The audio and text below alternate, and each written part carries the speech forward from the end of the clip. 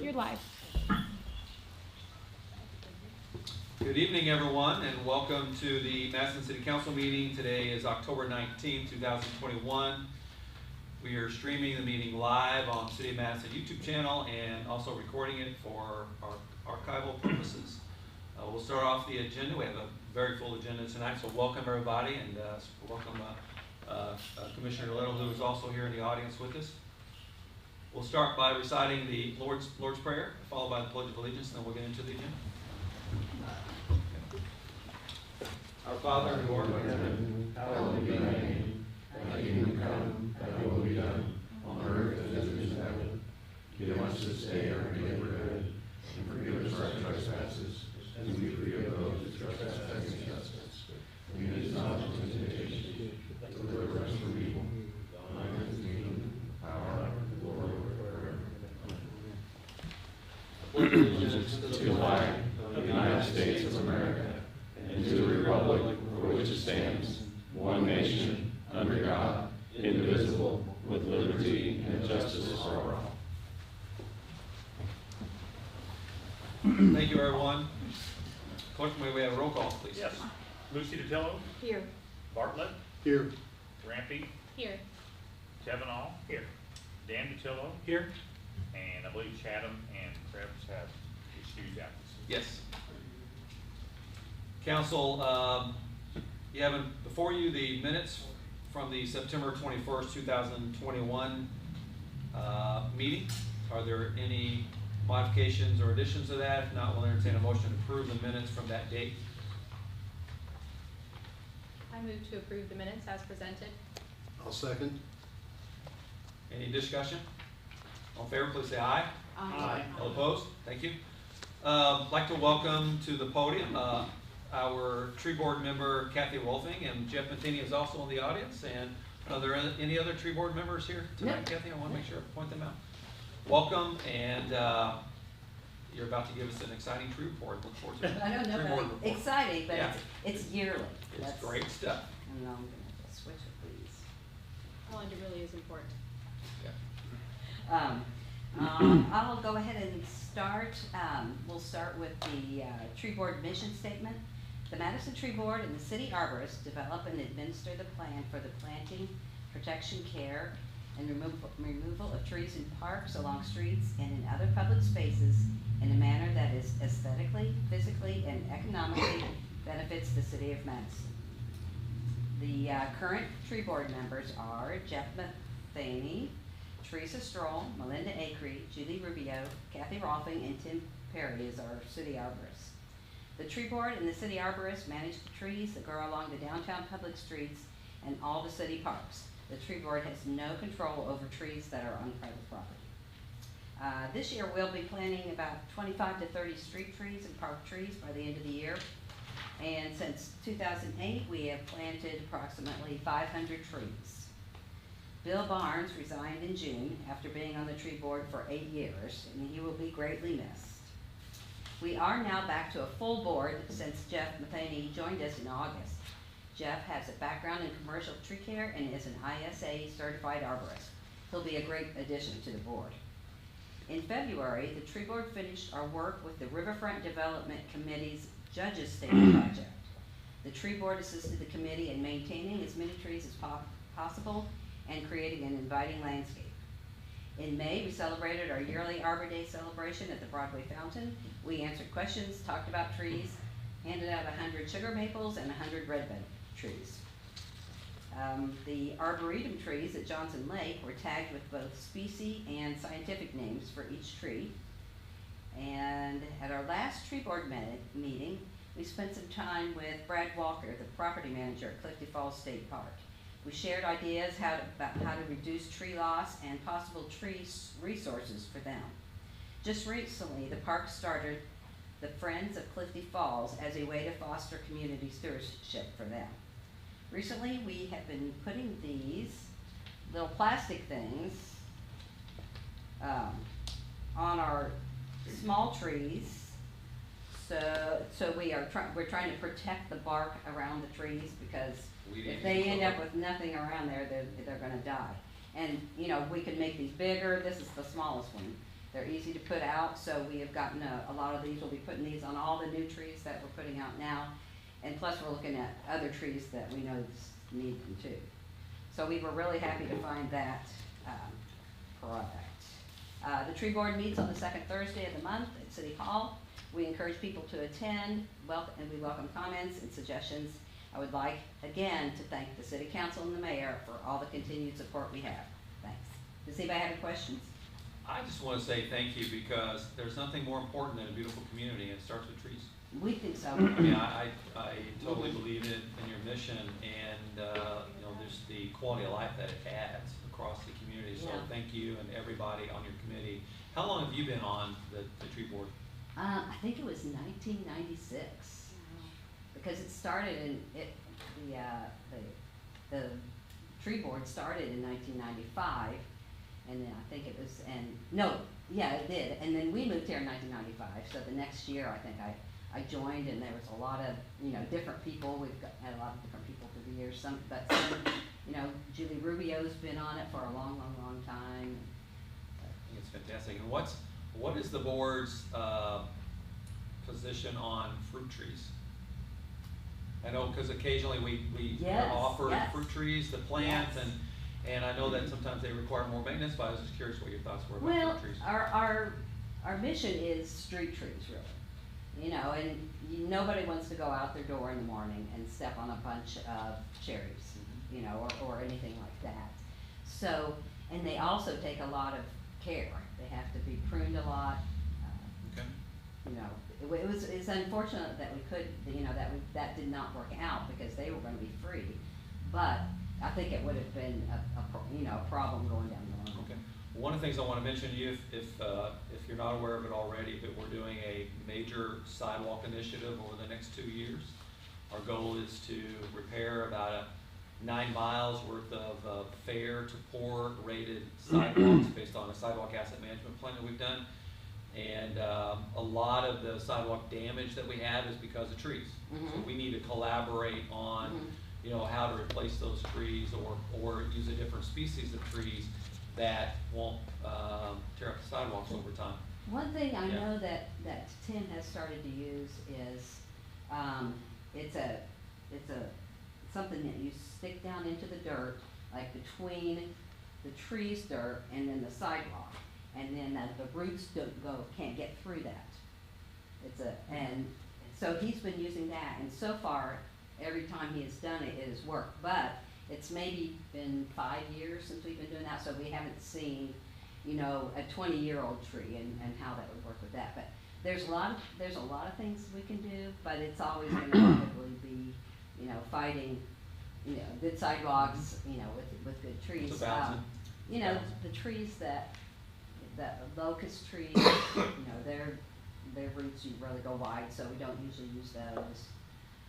But yeah, you know, trees change, and then they also do different things that you don't think they're gonna do, so. Right. Yeah, we're always thinking about that, because nobody wants to cut down a tree that's only, you know, 25 years old, or something like that, and we could, you know, there's lots of different things that we could do, and we probably should get together and think about Just need that. to make sure we're collaborating and talking so that our interests are aligned. Mhm. Instead of us doing something that is going to either hurt a tree or planting trees where we're, you know, doing some other infrastructure projects, so. Mhm.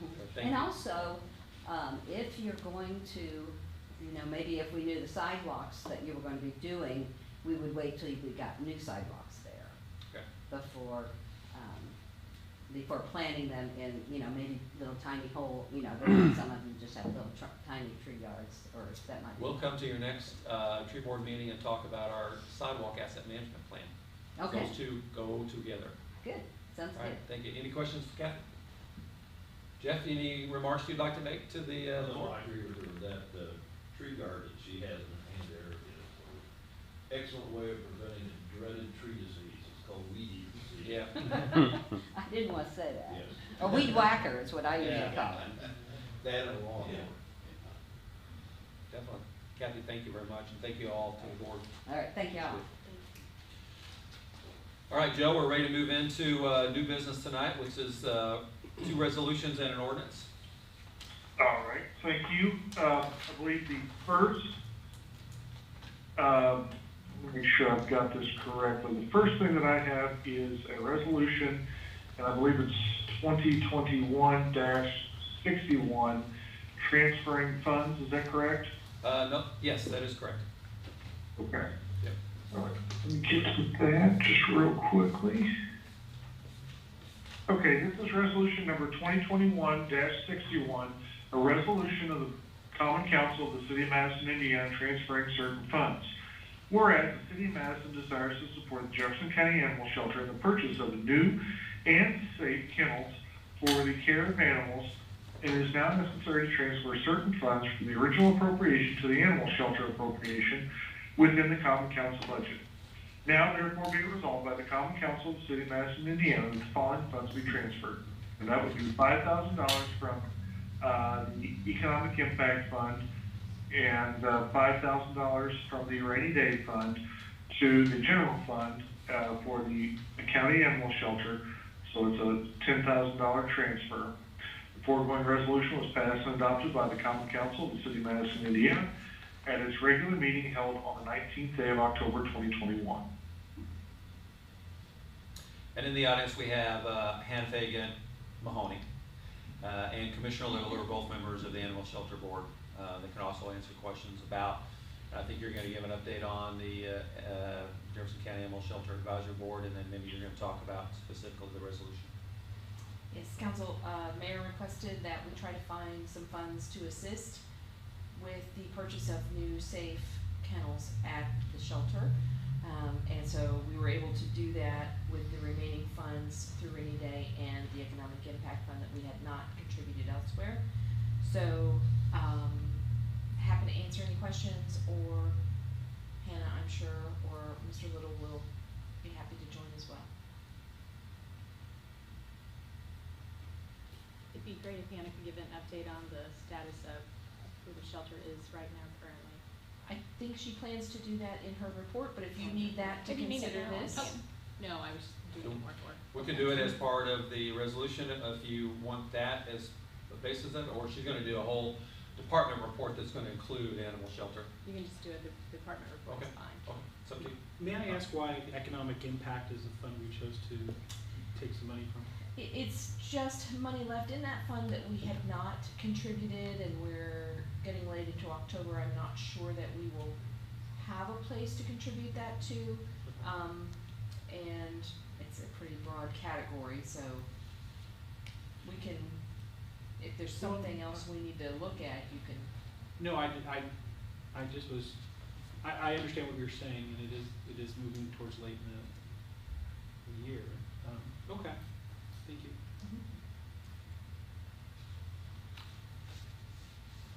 We want to do roll call on the resolution, or we do it every voice vote?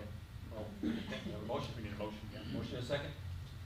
I move to approve resolution number 2021-61 as presented.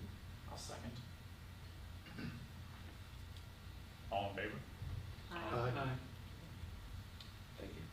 Thank you. Thank you. Do you want a roll call vote, Mayor, or? I think Yeah, I think you do need a roll call. Okay. vote. Yeah, we can do that. Roll call vote, Lucy DeTillo, Yes. Bartlett, Yes. Rampy, Yes. Dan DeTillo, Yes. Thevenow. Yes. Thank you. All right, the next resolution is resolution number 63-2021, and that's the resolution of the City of Madison Common Council regarding the acquisition of real property. Whereas the Common Council of the City of Madison, Indiana, pursuant to Indiana Code 36-1-10.5 as amended, desires to acquire certain real property as described in Exhibit A hereto, pursuant to the terms of the purchase agreement set forth in Exhibit B hereto. Whereas the council has obtained 2 appraisals for the property in accordance with the law, and hereby adopts said appraisals as attached by its Exhibits C and D. And whereas the City Council desires to purchase the property for a total purchase price of $100,000, which is below the average appraisal price of $182,500. And whereas the Common Council believes that the purchase of the real property is in the best interest of the City of Madison and the citizens thereof. Now, therefore, be it resolved by the Common Council of the City of Madison, Indiana, and the fiscal body of the City of Madison, Indiana, states as follows. And number 1, that the 2 appraisals for the property obtained by the council and attached hereto as required by law are hereby accepted and approved. The purchase agreement set forth in Exhibit B is hereby approved, and the council hereby authorizes the mayor to undertake negotiations for the acquisition of the property at a price not to exceed the average of 2 appraisals and to execute any and all necessary closing documents. This resolution shall take effect immediately upon adoption by the council. Council, I'd like to get a motion and a second to get this on the table and we'll have a discussion. I move we approve, resolution 2021-63. And I'll second.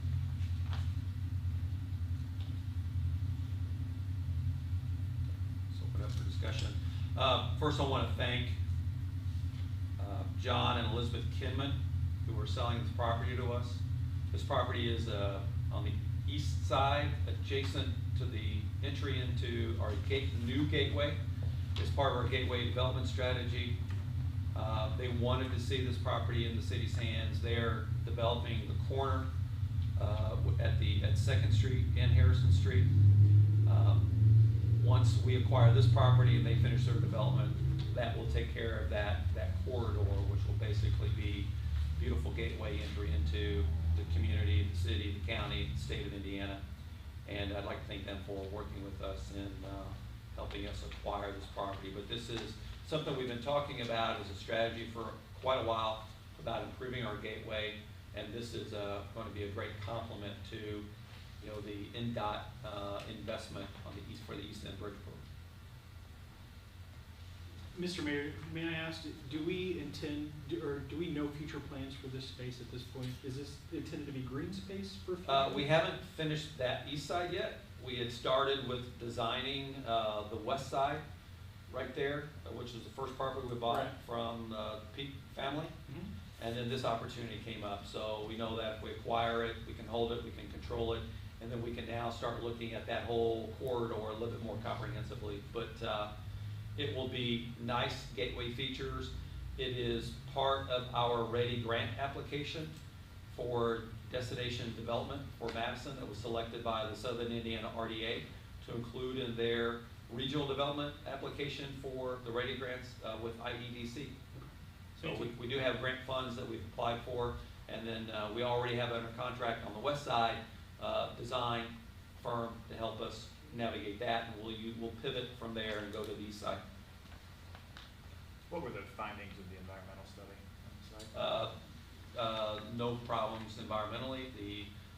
Remember, NDOT did a lot of environmental work there when they acquired right-of-way for the new bridge approach, and so the tanks have been removed. So there had already been environmental remediation and closure on the prior tanks since that was a gas station. So we don't have any further work to do?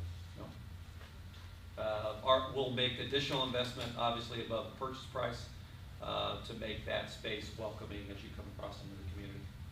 I appreciate the work you've done putting this together. It's a priority for me.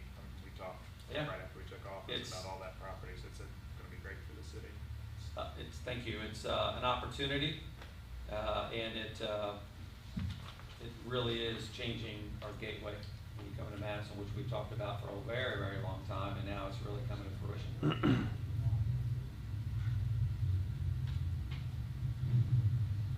Any additional questions? Turn it back to you, Joe. Okay, hearing no further comments, or I guess, are there any comments or questions from the audience?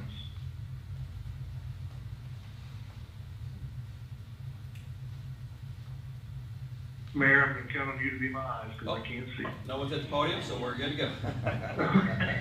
All right. Hearing nothing further, then we'll have a roll call vote. Okay. Rampy? Yes. Lucy Datillo? Yes. Bartlett? Yes. Thevenow? Yes. Dan Datillo? Yes. Council, you could watch this live on our YouTube feed. I couldn't. I apologize. That's all right, moving on. We're ready to move on to the first reading of ordinance. Okay, Rick, what number ordinance is this on the?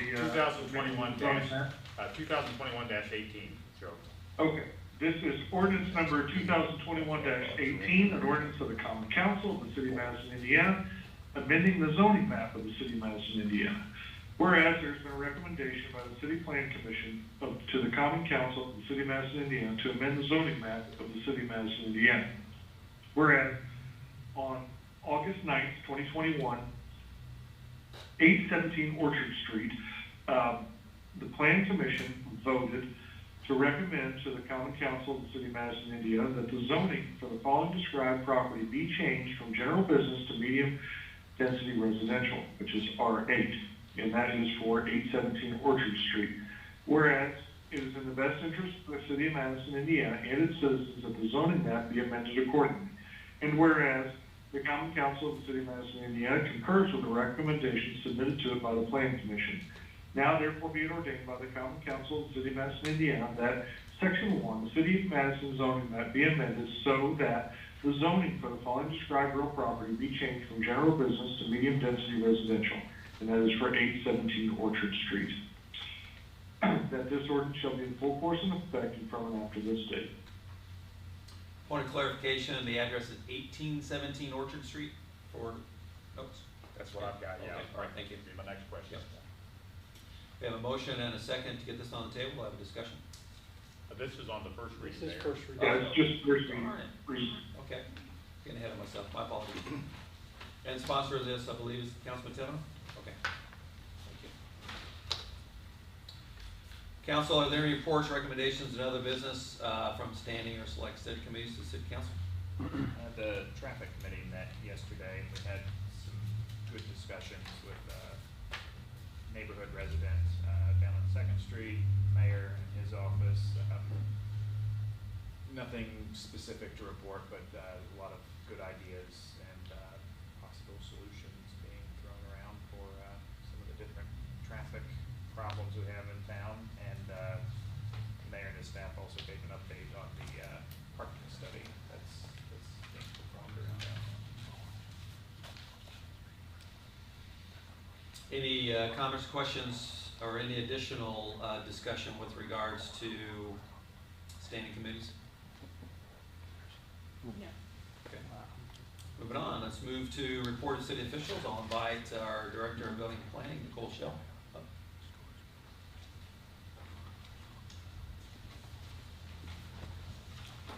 Good evening, council. You should have a written report from me. I'm just going to go over the highlights in that report. Over the last quarter, my office has hired an additional staff. Donna Perry started with us as the office coordinator. She's going to be handling kind of the day-to-day operations, answering phones, handling claims and collections, reports, that kind of thing. The city has also contracted with iWorks, which is also used by Hanover and Jefferson County, to move our permitting system to a cloud-based format. We have our kind of kickoff meeting with them tomorrow. So looking forward to really bringing that up to date and increasing our capabilities for our nuisance and code enforcement staff. For building permits, between July and September, we've issued 54 building permits. The building inspector has also completed 31 commercial building inspections and 68 residential inspections. The planning portion of the office has also been busy. Zoning board has reviewed 7 applications and 17 renewals. Plan commission has reviewed 6 applications. We're working on digitizing some of our records because we don't currently have most of our records in digital format. So that staff has been working slowly on that. Long range planning, we've had several projects that were completed. Our sidewalk asset management plan that the mayor mentioned earlier, our ready grant submission, and then we've also started a couple projects, including the parking study Patrick mentioned earlier.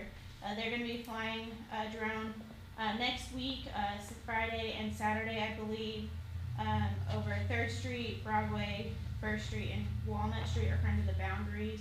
Just taking a survey of our parking capabilities, both on street and city-owned parking lots.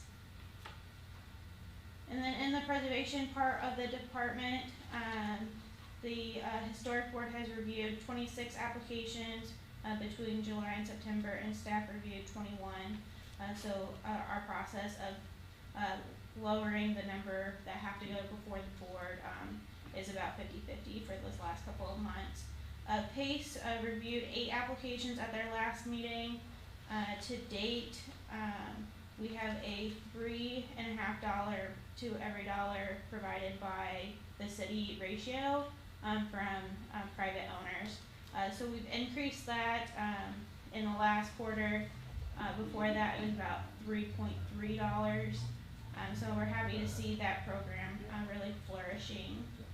And then as far as preservation projects goes, our historic district survey update has started. Lakota Group out of Chicago, we're here at the beginning of the month to start that process. It's going to take them about 7 months to complete, but they got a good chunk of Main Street and Jefferson Street done with just 2 people for 2 days. And then we also hired a consultant group to start the process to update the design guidelines. Will eventually become before you for final approval. We have a grant from the National Park Service through DHPA to update those. So I'm looking forward to getting that project started, and that is all I have for an update. Happy to answer any questions. Can I ask a question about the Clifton Drive project? Sure. So if we're bidding in November, I'm assuming that project goes back to 23?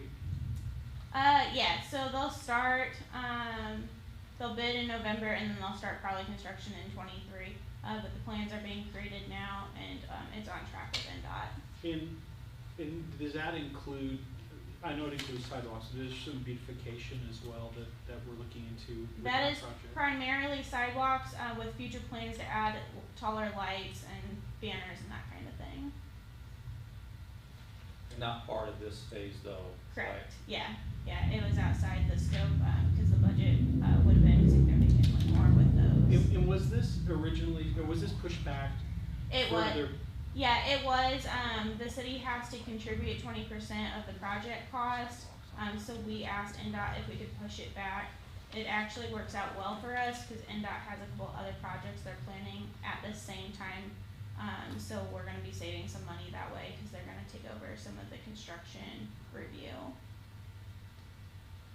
Okay, thank you. Sure. Do you have a time frame on the update for the historic district design guidelines?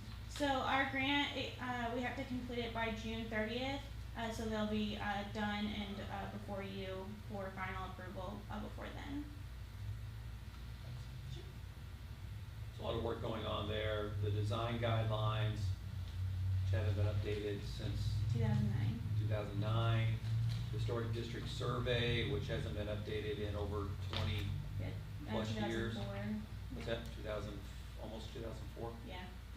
I would also mention that last year when we changed the PACE criteria and created new districts, for example, we expanded it to the Hilltop. So our very first Hilltop project using PACE funds is complete. That was on Wilson Avenue with Greenhouse. And that has, over the course of the last less than 2 years, I believe it's generated $3.8 million, maybe $4 million worth of investment in the historic district and on the Hilltop. So it's working out very, very well. But we have a lot of plans, and it starts with collecting the information, and that's why we're doing the parking study, the sidewalk asset management plan, to collect the information to really give us,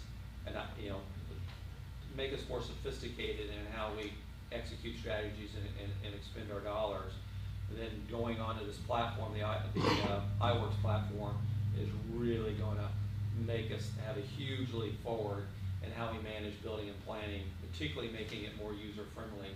A person who's getting a permit, for example, can now submit once we get converted, be able to submit their plans online, get a building permit, schedule inspections.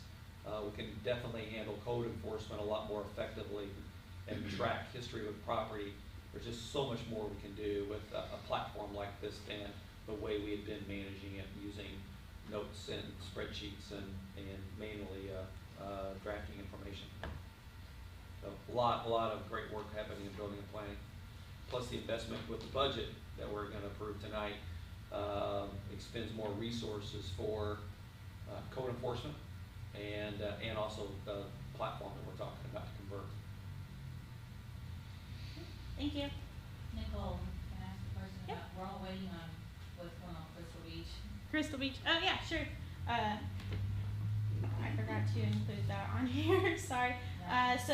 Work is gonna start next week on site. They've been in the process of ordering supplies, getting subcontractors ready to go, but we are planning a groundbreaking for Monday at noon. I missed that part on my report, so sorry about that. So it's October 25th at noon. We'll have a press release go out later today. Thank you. Aren't the James, Yeah. Okay, next up we'll have our Director of Community Relations, which will be Hannah Mahoney. Hannah Fagen. Can't say it. Okay, Hannah Fagen. Sorry. Hasn't been I didn't get that memo. First, I'm going to start with our events. So, you see, Main Street is decorated for Halloween like it was last year. That is thanks to the street department. Trev hung all the spiders, so props to Trev if you see him. I know it was a pain because we got a lot of rain, so he was really struggling. I gave him a deadline of last week because my parents were coming to town. So, we got him up, and I think we lost some in the storm, but it's okay. So it's great. We got the pumpkins donated by the Coolies, and then who donated the corn stalks again? Tony Hammock. Tony Yeah. was a Hammock. So we appreciate that. Yep, so they donated that towards us, to us. So in regards to Halloween, we have the Halloween festival coming up. That is the Saturday before Halloween, so October 30th from 11 to 2 p.m. We have over 20 businesses and organizations in the community that are coming down to set up game booths for the kids. They'll be handing out prizes and candy. We will be having costume contests. We'll have human costume contest and a canine costume contest again this year. And we do prizes for the kiddos to make Wiggins Toy Store because that's a great certificate to get to win a costume contest. And then we have a new event this year. It is Trick or Treat at the campsite. So our campground attendant has been really promoting anyone that's booked for Halloween weekend to deck out their campers. And on that same night, October 30th, we're going to have Trick or Treat down there from 6 to 8 p.m. So kids can go down dressed up and have fun down there. And then traditional Trick or Treat is scheduled for actual Halloween, which is Sunday, October 31st from 6 to 8 p.m. But if families can't do that, there's lots to do on that Saturday before. We have Christmas just right around the corner, which is crazy to think. But we have Light Up Madison coming up. That is the Friday after Thanksgiving at the Broadway Fountain. We'll be lighting it up like we did last year. We also have the Christmas parade the first weekend in December. So we're going to be blasting out sponsorship letters this week. We did cover all the Halloween costs through sponsors, and I'm hoping to do the same with the parade this year. The Christmas parade's a lot more costly than the Halloween festival, but people seem to love that. So we'll have 10 of the big helium balloons at that. We already have some sponsors, but we're working on that in registration. And then following the Christmas parade, our goal is usually, if you've been to the Christmas parade, you see people go to the Christmas parade and then they flee because it's cold and they go home. And so our hope is to keep people downtown a little bit, shopping and seeing Main Street. So we're actually working on a little Christmas celebration at the Broadway Fountain, and we'll have some vendors down there. We're partnering with the Parks Department on their craft show. We will have Santa Claus. I've already been in contact with him today, so get excited. And we'll have his 2 live reindeer down there this year. So that's going to be immediately following the Christmas parade. Our hope is people will come down there and they'll continue to shop along Main Street and see all that Madison has to offer. So I do have someone working with me, Ashlyn White. She's managing those events. I'm trying to train her on how to do them. So it's a lot. She stuffed over 1,000 goodie bags for Halloween over the course of the last week. So lots with our events.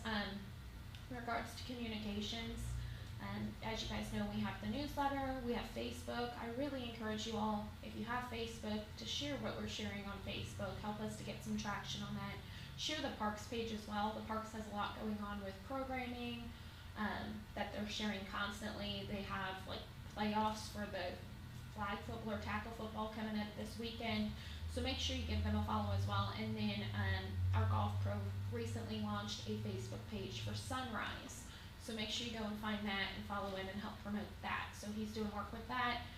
Our parks is constantly posting, and then we're obviously posting on the city Facebook page as well. And then with the parks, that's where there's also information like Crystal Beach, Brown Gym, all the stuff going on. Also, we do have a platform on our website where people can request a meeting with a city official, and that request immediately goes to Tammy. Tammy's able to then out make sure, sometimes people don't necessarily need to meet with Bob, but they need to meet with someone else. And Tammy's able to sort through those. And one of the meetings we had this week where I'm sure some of you saw on Facebook, there's some kids requesting we look into getting a new skate park. And our parks director and I met with them this week, and they're doing a lot of good work, a lot of research, and it was great to see someone passionate in the community using the right platform to address the city. So just encourage people that, actually come in and meet with us. We're happy. We're here. Our doors are open. His door's open, always. I shout at him all the time. Even when it's closed. Yeah, true. Even when it's closed, I scream Bob. And now to the animal shelter. So first, thank you all for appointing me to the animal shelter. As you all know, that is my passion, animals. I rescue. I have 6 dogs, 5 cats, a bunch of farm animals. They live a glorious life. They're spoiled. One of my cats. Yeah. Yeah. One of my cats even has to eat in a chair or he won't eat, so they're very spoiled. But our animal shelter was we were in a dire situation where we didn't have a director in there. We were worried about the cats and dogs being fed and taken care of, and Janet with the city, our animal control officer, she really stepped up, helped out there. Is she still helping out there, John? She is. Okay, I thought so. So she's still helping. We have a volunteer who has a full-time job, but she comes in the evenings and the weekend. Her name's Salaries. She's helping to keep the animal shelter afloat. And so we've had, I think, 3 board meetings since I joined, like a month ago, maybe not even a month ago, to address this. One of the things that happened was the county did let the director go. She was on leave, but they let her go. So we posted that we're hiring an interim director, and we do have some applicants. We have interviews this Thursday. So hopefully we'll be able to start moving in the right direction. As Mindy discussed, the $10,000 that's allocated to kennels, those are the outdoor runs. So the runs that the shelter has now are very dangerous for the dogs. There's been some bad situations up there. Some members of the animal shelter board went up there and assessed it and said we need to get this taken care of. So our other city representative, Joy Barron, she looked into some kennels. I believe they're about $1,000 a piece. They have bite guards. They have top coverings on them, much safer for the dogs. So we're looking into ordering 20 of those. We have space for 10, so we'll need to get a concrete slab poured to do the other ones. And this just is a way to safely keep dogs outside as well when the shelter's being cleaned, and to give them some outdoor time. So I appreciate the mayor and Mindy finding funding for the city to give $10,000 towards that. And being on this board and really starting to look into the animal shelter, some of the a couple things that we do need to address is the interlocal agreement. We just need to look into reviewing that, getting that updated. There might be some changes that we may want to make. I believe the last time it was really looked at was in 2007. We'll be looking at our funding towards the animal shelter. The animal shelter board will be working on making sure that budget is presented to the city in a timely manner, and just really making sure those funds are managed appropriately. We also need to look at the land and lease agreement. So Bobby Little back there, commissioner, he's on the animal shelter board with me. I brought it up in the last animal shelter meeting, but we can't seem to find the lease agreement. So he looked, it turns out the city owns the land, and from what we can tell is the county owns the building there. So we were unaware that we own the land, and there's no direction in who maintained that land once Jenny left. So Tony and his guys went up, cleaned up the shelter. We got Lowe's to donate some bushes and flowers and just to try and beautify it. It was great. Bobby, has it been painted yet? Yes. Okay, so it's been painted. It needed some work. So we've been cleaning it up, but more importantly, during this time, we've had the animals being taken care of. They're really trying to up that communication with the public, letting them in there to adopt and to, volunteer. But we really need to get the right person in place. So the board is working on that. I want you all to know that. This month is Adopt a Shelter Dog Month, so encourage people to get out there and adopt. I can attest that rescue animals and shelter animals truly are the best. Even though they're not like some fancy breed, they really are the best. They've been some of the best dogs that I've had. But right now, even more than dogs, we need cats adopted at the shelter. This shelter is full of cats to the point where we're gonna have to make some decisions of they may have to be euthanized because there's not space for them anymore. And I'd hate to see that. There's a waiting list to get the cats into the shelter. Another reason why we might wanna start looking into discussing a TNR program and seeing what we can do. I think that would really help with our community. So that is my update. I don't know if the commissioner wants to add anything, but if you guys have questions about the animal shelter, anything else, I'm happy to answer those. I just want to say a tremendous amount of progress has been made in a really short period of time with the county. With Hannah's appointment there is just really energized, I think, the progress that we're making there. And we need to make a commitment. The animal shelter, I think, has kind of gone unnoticed for a really, really long time. And that kind of perpetuated the situation. Then COVID hit, that made it worse. So I'm really happy to see, you know, Chief Wallace and Janet, our animal control, PJ Guyman, the board, the community, really place an emphasis on the animal shelter in a very, very short period of time. A lot of corrective action has already been taken. So thank you guys for that. I'd just like to say thank you for putting her on the board. She's the spark we needed. She's a real spitfire. But anyway, thanks to the mayor, the council, the city, and for the donation for the kennels. I spoke with the other two commissioners. They're in agreement. We're going to put the other half up for the kennels. So that's awesome. But the strides we have made with everybody's help since September the 4th, I was sick. I didn't know what we were going to do, but we're getting there. It didn't get that way overnight. It won't get fixed overnight, but we are really on the road to recovery. Tremendous progress in a really short period of time. I mean, I think that is a success story here. Appreciate it. Yeah. Thank you, Commissioner. Any questions? Well, I just want to say thank you to all of the sponsors because Hannah and her team does a lot of fundraising. These are quality of life events that are happening, and it's the community that's investing in our quality of life, which I think is remarkable and also something I'm very proud of. So thanks for all the work there. Thank you.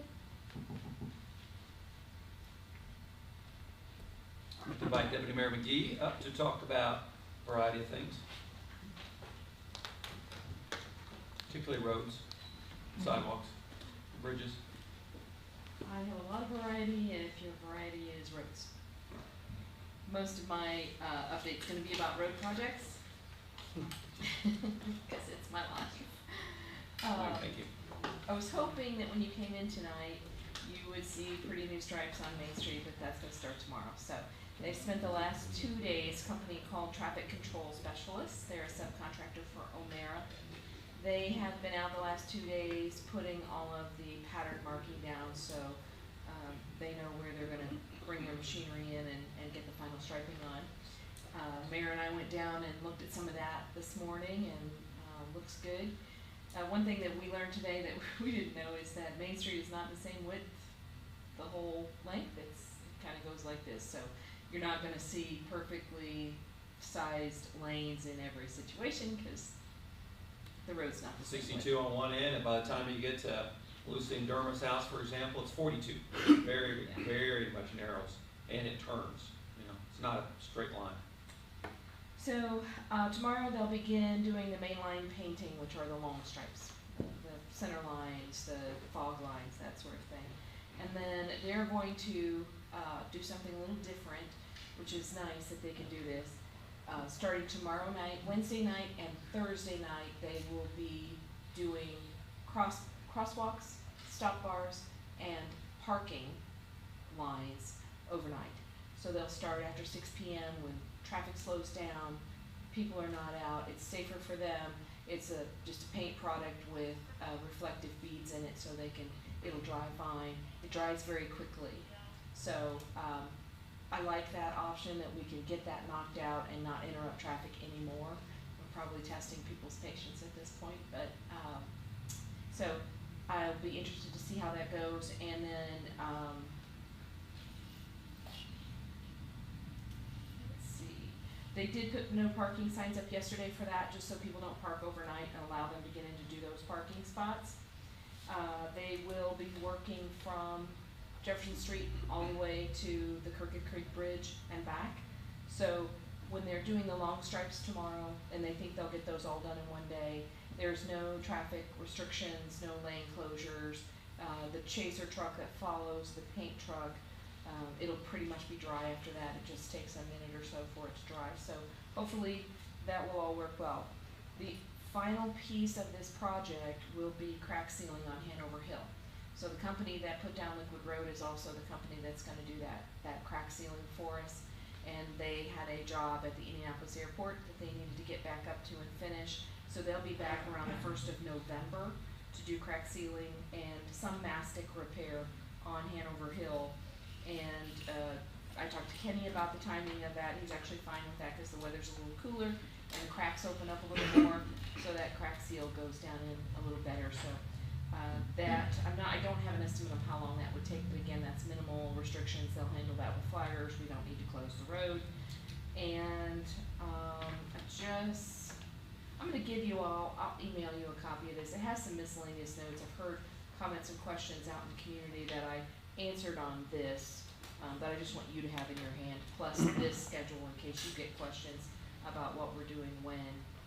And I did want to say on the Liquid Road application, there's a section on the west end from your house on down where the first layer they went down was under large shaded trees, and I don't think it dried completely before they came back and did second coat. So when they opened the road, or when their own vehicle went back over it, it pulled up a little bit. So we had conversations with O'Mara contracting on that. They are going to repair that for us. So I don't know that it will look as good as the rest of it, but it'll be, at least it won't be down to the old surface and be compromised. Again, all works weather permitting on all of this, and I know there's some rain coming in. So one other thing I wanted to chat with you about is in this process of trying to calm traffic and slow traffic. The other problem area we have is on the west end as people are coming into town. So we talked to Board of Public Works yesterday. We will be taking, as you're coming into town from the west end, we'll be taking, there's a 30-mile-an-hour warning sign that lets you know you're getting ready to enter a 30-mile-an-hour zone, and then the 30-mile-an-hour limit starts at the corner. We're gonna pull those back a little bit, give the warning sooner, and start the zone a little sooner. We've never had the option to set speed limits in that area. We've never had the option to do anything with signage. So we're gonna pull those signs back, warn people earlier, start it a little earlier, hoping they will truly slow down before they come around that corner and enter that section of Main Street. And then we will also, on the way out of town, it's moving to a 45. So we're gonna pull that back as well and keep traffic slow across that bridge, and try to keep traffic a little calmer on that end of town as well. And I So I was gonna add, what we're doing is creating a deceleration zone sooner than it is now, rather than getting all the way to the edge of town. And then it hits 30, we want them to decelerate from 45 down to 30 quicker. And in addition to the optical alert they'll get with the signage being moved, we're also putting rumble strips down so they'll have a feeling, and sound, and hopefully that will alert them that they'll stop. That's one strategy we're starting first. It's an inexpensive one, but we've got to do something because as they're coming down the hill, our traffic studies already show us they're speeding. That's number one. There's a lot of volume down there, and they're speeding. When they get to the edge of town, and when it drops from 45 to 30, they're probably doing on average 25 miles over the speed limit at that point. We've got to move that back and try something different. And this is an economical approach before we adopt other methods, and then also complement with more law enforcement investment, which we're making for 2022. Did you mention rumble strips? I did mention rumble strips. Okay. Yeah. So that'll, again, that we're trying to get people to slow down a little bit, and those of us who grew up here, we recall how dangerous that curve can be with the death of a couple of our friends a long time ago because of speeding as they come into town. And while that curve isn't quite as bad, it's still a dangerous road because you've got an intersection there, and you also start a residential area, and you've also come off of a hill where people are driving much faster. I would mention to traffic committee members that might be something, we don't have that codified. Normally our speed limits and where they run from and to are in our book of ordinances, but this section is not, obviously, because we've never had anything to do with Main Street, so that might be something for you all to take up. May I ask about an intersection? Sure.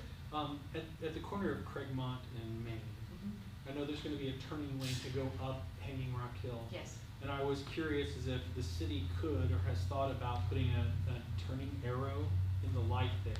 Yeah, we have, we've started talking about that. I was just there earlier today, and one person's getting out at a time right now.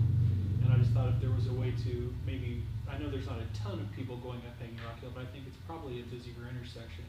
And it's something I'm hoping we can look into. We knew that was It's an an intersection. control intersection. Is it? Yeah, and so we'll have to work through them. Still Highway 7. But we'll continue to, we'll monitor it. We were aware that might be the intersection that would be affected because so many people turn left there. Yeah. And again, when you got a single lane coming at you, so that'll be the one we take a look at for sure. Well, it's the timing of the lights too. The lights coming up to it, it's like they're perfectly timed, so when that turns green. That traffic just There's a got whole there. line of traffic. Yeah, Yes. I agree with you. Sorry, So- too busy restaurants right there on those corners too, so. So Trev is our new, key guy on traffic lights, so in terms of timing, we'll get him up to speed on the manual and see if he can get it figured out. And Councilman, I'll reach out to NDOT and ask them about that. I'm Appreciate sure they already have traffic studies on it. Yes. Thank you. Okay, wanted to just remind you that we did apply, back to Community Crossings Matching Grant for regular road paving. We did apply for the full amount in the fall application because we did not apply in the spring. We had an ongoing project at that point, so still waiting on the CCMG announcements statewide. They have not announced anything. I have heard that may be coming in the next week or two, so hopefully good news on that, and then we can talk more about that project. And Nicole wanted me to mention that we have scheduled as part of the other Main Street project, the redesign, the longer term planning for that. The architects and design firm have scheduled a public open house to discuss that on November 15th from 5:30 to 8 p.m. at the Brown Gym.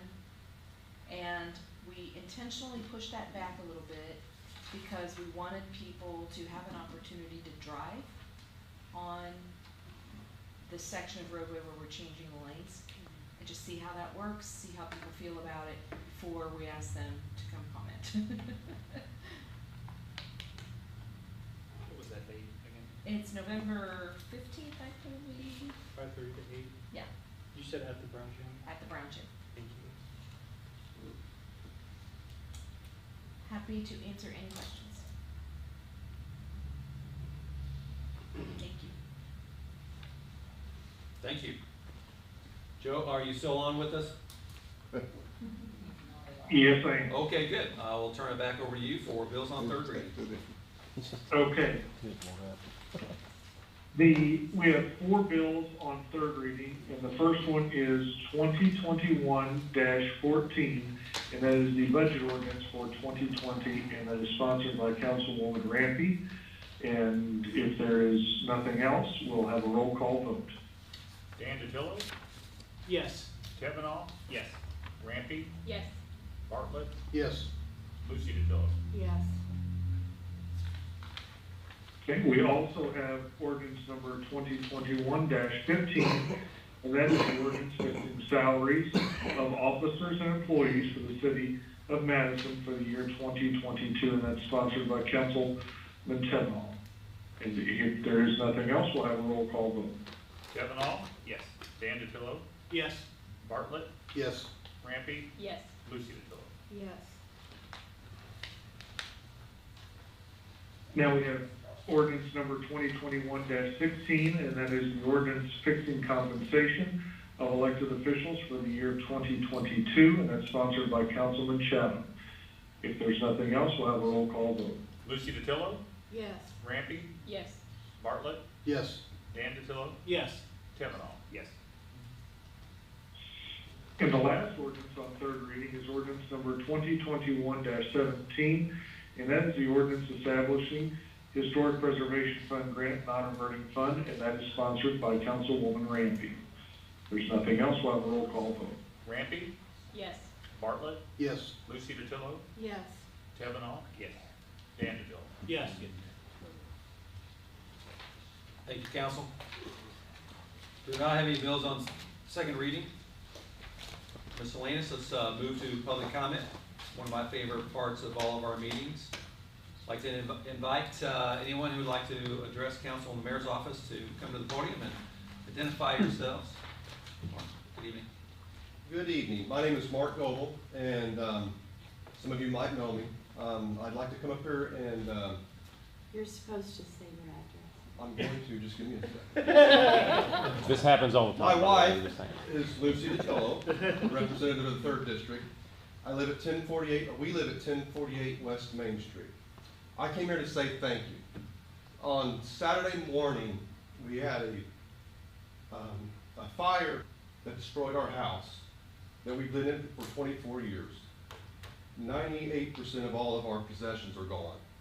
But I came to say thank you because we got support from Councilman Dan DiTillo, Councilman Katie Rampy, Mayor Courtney, Deputy Mayor Mindy McGee, Chief Wallace, all showed up personally to offer support for us. And I want to thank the police department because within 10 minutes of me placing a 911 call, the city police were there. They showed support. They asked me how I was because Lucy was gone. They also took the time to remove our flag from the front of the house while it was burning to present to me and say, here, keep this in a good spot. I'm going to say thank you to the volunteer fire department in the city of Madison. They routinely put themselves in harm's way that nobody can imagine. And then when the time comes for you to need them, they are there. We had all 6 departments show up. We had individuals from Madison Township, from Rikers Ridge. We actually even had people show up from Scott County that came up and talked to me and asked me if this was my home. They said they heard the call from help and they wanted to come. Our fire department is vastly underrated. They were dealt a terrible hand with the fire at my house, at our house. They knew from the very beginning it was going to be a struggle to keep it under control. They held nothing back. They gave it their all. They did everything in their power to save our structure. They ultimately could not, but it was not for lack of effort or caring. These men deserve to get paid for a volunteer job. I would like to thank all of the people of the community. We have received an unreal amount of support from hundreds of people throughout the city that have offered their home. They've offered their own personal home, their bedroom. They've offered houses, apartments. We live in such a wonderful community that you really don't appreciate it until something really bad happens. And I am proud to say that I live here. I'd like to thank our neighbors who helped, especially Chris Hill, a good friend of mine, Mike and Kate Thompson, who are neighbors of mine I've known for 30 years or more. And lastly, I would like to thank this gentleman right here, a good friend of mine, a lifelong friend, Robert Smith and Annette. They're our neighbors, have been for 23 years. Without him and Annette, I don't know where we would be. They have provided us support. They have triaged all of our pictures, our heirlooms that we were able to maintain from our house. They turned their garage into a memento of our life. And I cannot say enough about that man. I love him like a brother.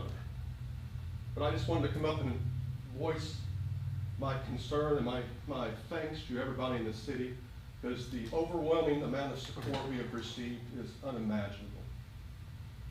Thank you all. Thank you, Mark.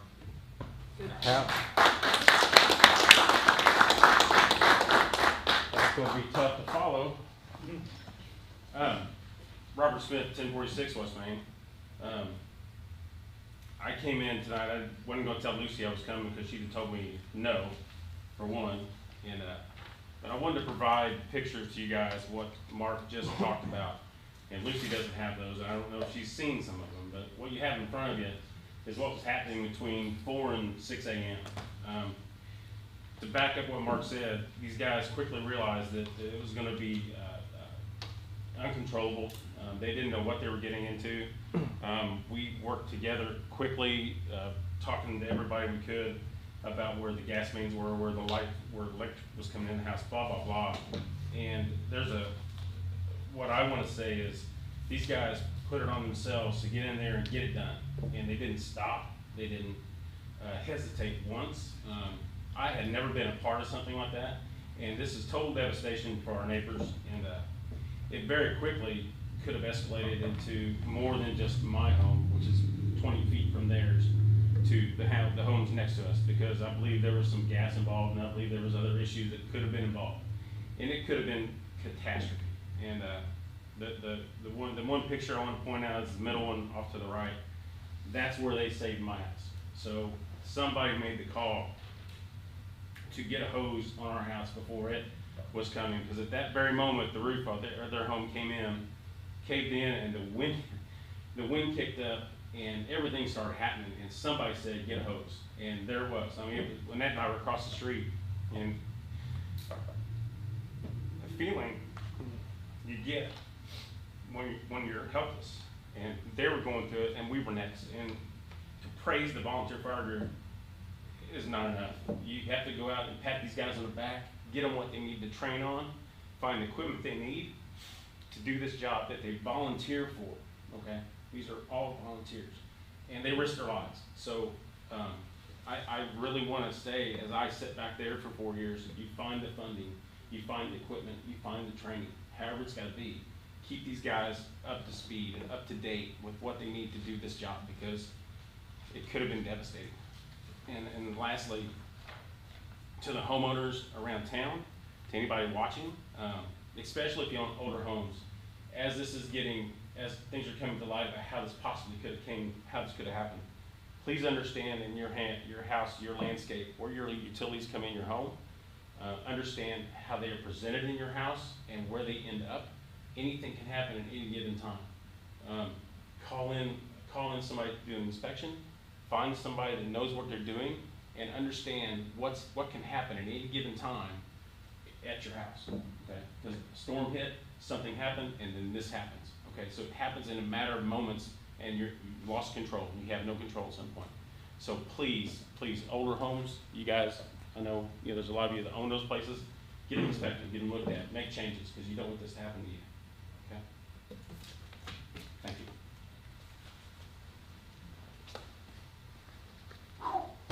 Those are hard acts to follow. Man. Lisa Ferguson, I live at 718 East Second. I met Mr. McGee today, actually, because the other fire that happened over on St. Michael's, I went over to our friend Debbie's house to check on her. She was also out of town when the house next door caught fire, and happened to be there when he came over, and same thing. He said Debbie's house would have been lost too had somebody on that fire department not said, get a hose on her house as well.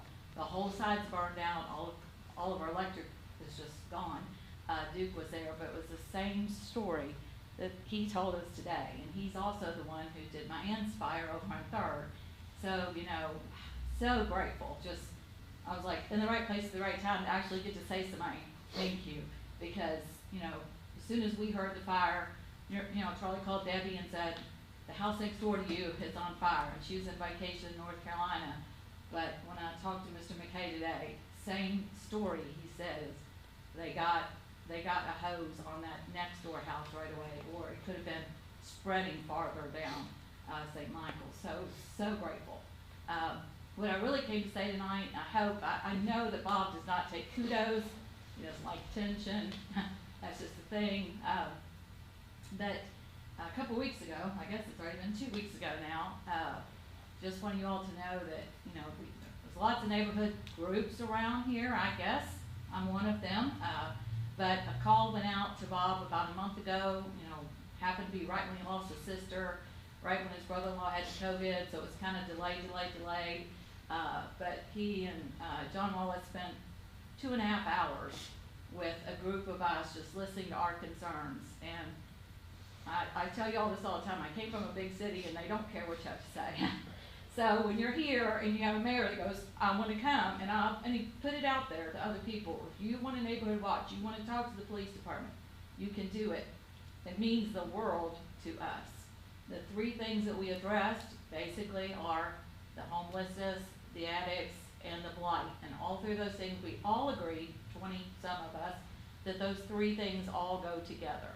So the fact that we're looking ahead towards trying to make a difference in that, hearing their backstory, more police force, just more positive things that we can do as a community to kind of get ahead of the game. Because, maybe we're maintaining right now, but tremendous asset in John Wallace and in Bob. It's just amazing to us. But the blight is a big issue, and we all know that's a big issue, and we're so grateful that Bob was saying we're going to start looking into that. So we have a house on 2nd Street, 800 block, and I sent Bob pictures. The homeless are sleeping in there. Nobody's lived there for the 3 years we've lived here, other than homeless who sleep in there. So if we can start on some of that, maybe taking away some of those things. So I'm hoping every time I come to city council meetings, I'll hear more of, we got an ordinance, and this is how we can effectively start addressing some of those things. I'm hoping, when you sit here sometimes, y'all reading all that, we have no idea what you're saying or what you voted on. We don't get the backstory. Thankfully, Patrick kind of keeps me in the loop, and, he's my rep, and I appreciate that. Talk to Jim all the time out places, but, that's a big concern of ours. I know it's not just the East End. People keep going, oh, we need to call it a middle end, because it's not the East or the West End. But I appreciate so much the time that, Bob and John Wallace took. And it was a long meeting, and they listened to everything we said, and I think we learned things that maybe aren't even public knowledge yet that's going on in the city. And so it's just very reassuring to us. Just keep pressing on. We will. Thank you, John Wallace. Thank you. Thank you, Elisa and Mark and Derma. I just want to say it's remarkable that you're here, and it shows your strength and your grace, and I'm very, very sorry for the loss you experienced Saturday, and for the loss of the other fire on St. Michael Street yesterday. Can't imagine being devastated like that. You are right in everything you said about the skill set of our volunteer fire department and our police department, and to echo what Lisa's talking about, the investment that we're all making as a community and council and the mayor's office, and leading the policy and the investment that's necessary to make sure we can protect our community. That is the foundation of everything we want to achieve across the community. I brag about the police department and the fire department all the time because they are the ones that put themselves in harm's way. And they are the ones that, when they're not working, they're training to be the best performers on the job. And we do have to keep making an investment to make sure that they can do it safely and they have all the equipment and resources they need. Because we are very, very unique in the respect that we have an all-volunteer fire department. And we actually have the oldest volunteer fire department in the country. Number 2's celebrated their 175th anniversary recently. I can't say enough about my gratitude to all of them, and then all the community support that we get whenever we are asking of them for people to volunteer, and for the financial support that it goes into protecting our community. But specifically, thank you for being here tonight under the most difficult circumstances, Lucy. I'm really, really proud that you're serving with us and that you're here tonight. I think we have another person? Yeah. And I've got a few comments to make too before we close. Julie Thevenow, 761 West 3rd Street. Just regarding the fires we had in 3 days is a wonderful, I hate to say wonderful, it's an excellent opportunity for everybody to go home tonight and check their smoke detectors, clean them out. You know, they get dust and grime and stuff on them. It's, you know, they save lives in the city. For anybody, the community that doesn't know the city will come put smoke detectors in for you for free. There's a form on the city website. You just click that, fill it out, doesn't cost, they don't care who you are. They will come put them in for you. I want to mention too, there are 4 things everybody should have in their home. Julie mentioned working fire and smoke detectors and carbon monoxide detectors, which our fire department will install for free. Ladders, fire extinguishers, and everything above else an exit plan. Just a conscious thought about what do you do, and that goes into what Derma was saying too about knowing the layout of your home and how things come into your home, and all of that is really, really important. Those are 4 basic things we all need in our home. We can do a follow-up on the Army Corps of Engineers where we are for flood mitigation. We're still working through that. So they are doing the planning of the galley. This process with the Army Corps of Engineers will take a year. It'll take a year. But parallel to that, what we're doing is compiling information about the Crooked Creek watershed, mapping it out so that we can do an RFP for cleaning it. What is an RFP? Request for proposal. Okay. We know there's still some debris and definitely some vegetation overgrowth that we have to remove. As part of all of our discussions that we're having with the Corps, with the commissioners, internally here, you know, we're talking about how do we plan for those future infrastructure costs that it's going to require. And this is something that isn't going to happen overnight. Again, it takes a year to go through the hydrological and the hydraulic planning process with the Corps of Engineers to come up with recommendations to then come up with a capital plan in order to actually do future risk mitigation. So we're trying to attack it in a couple of ways, but I think we are on the tail end of the permitting process for the rebuilds. That was preceded by damage assessments that had to be done for across multiple agencies. So there's still a lot of work. We're having lots of conversations on it, but the core process will take 12 months. Okay, thank you. You're welcome.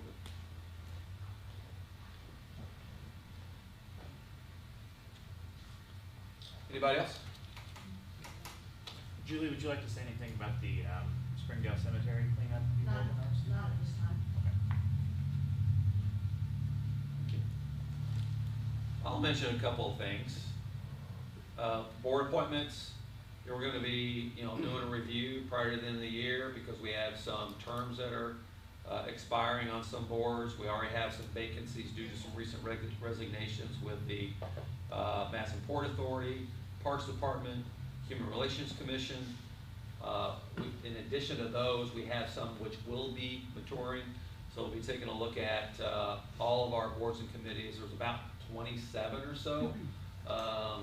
Most of them are with the city, and that is, how the day-to-day work gets done across the city with volunteer resources of people that donate their time and energies and ideas and expertise to all of our boards. There are several county boards that we're also members of.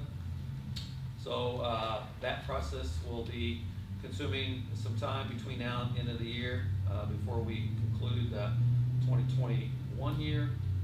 I'll give you an update on some activity we took at our Board of Public Works and Redevelopment Commission meetings, because it's pretty exciting.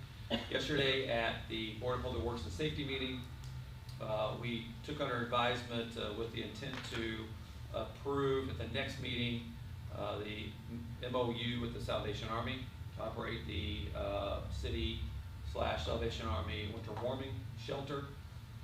That will go into effect as temperatures start to drop. So we're finalizing that agreement. We're working very collaboratively with Salvation Army staff and command structure And we've been working with them on making additional investment in their facilities for showers. So that'll be something that'll be added. Redevelopment Commission meeting last week took the first step for a major expansion of one of our local industries, Super ATV. We agreed to pass along a resolution in favor of creating a new allocation area in our TIF district for Super ATVs, expansion for an innovation, research, and expansion of the manufacturing facility. That'll make its way to the Planning Commission and then eventually go through our Economic Development Commission and then back to City Council for approval. We're working out details of what financial support will be assisting Super ATV with, but their plans are to add over 200 jobs and invest over $70 million over the next 3 to 5 years. So major expansion there that works hand in hand with our workforce development plans and our Destination Madison plans that we put together just a few short months ago. At last week's AIM meeting, City of Madison, several of us were there. We're very proud to accept a statewide recognition from AIM, which is Accelerating Indiana Municipalities, for our Program Innovation Award is what we received for our COVID response, specifically with the creation of our jobs program that put displaced workers to work doing city projects, whether it be at the police department, in our evidence room, street department, city hall, utilities. Some of those resulted in hiring those workers, those employees who are now full-time employees with the city. But we got a lot of work done in that period of time, and was proud to accept the award on behalf of the city from AIM. This weekend, there is the Mulberry Mural Celebration. We partnered with the Madison Area Arts Alliance to do a Mulberry Street revitalization project that includes the mural, the creation of that kind of an arts and entertainment district, grocery store, redo the parking in that area, and all of that is going to be tremendous. If you come down on the weekends and you're in that area, it's become a very, very bustling arts and entertainment district. And so that is Saturday at 2 o'clock. There's some ancillary celebrations going on across the community, same time, or same afternoon. So lots of great things happening across town. And then lastly, I'll mention the downtown parking study that Councilman Thevenow mentioned. We talked about in our traffic committee yesterday, but about a month ago, the Redevelopment Commission, pivoting off of the success we had in creating the sidewalk asset management plan, we engaged HWC Engineering to do a downtown parking study, and they are working now, and I think Nicole will give an update on it, but they're working now to create an inventory assessment for us, which will allow us then to identify what we have to manage and how we can incorporate new policy initiatives and new investment in infrastructure to improve parking in this downtown corridor, which has a lot of mixed use across the course of the span of a week. So a lot of fantastic things happening. And then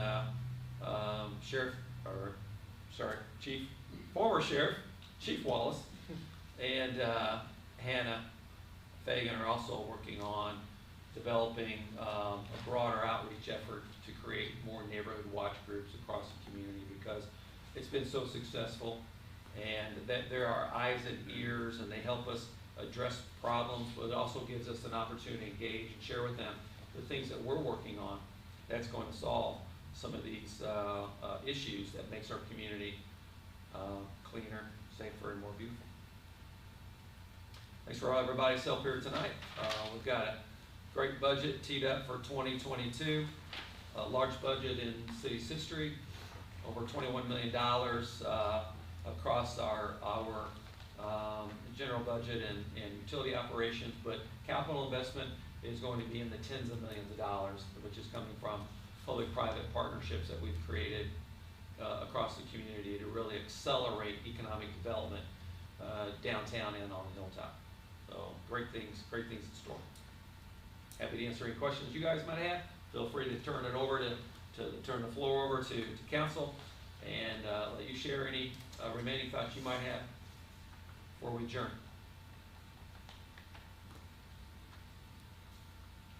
I just would like to echo the sentiment of both Mark and Robert. It just feels so strange to say that. It's very strange. But my son is a volunteer firefighter, and he has certainly excelled, and that is thanks to the great leadership of Bill DeReese. He has not yet been mentioned, but we're fortunate to have him and all of those that have come before, those like Don McKay. I know my son looks up to both of those individuals as mentors for sure, and I definitely think that we need to work to ensure that we strengthen our volunteer fire departments, and I definitely think we need to be looking at that for next year in our budgets.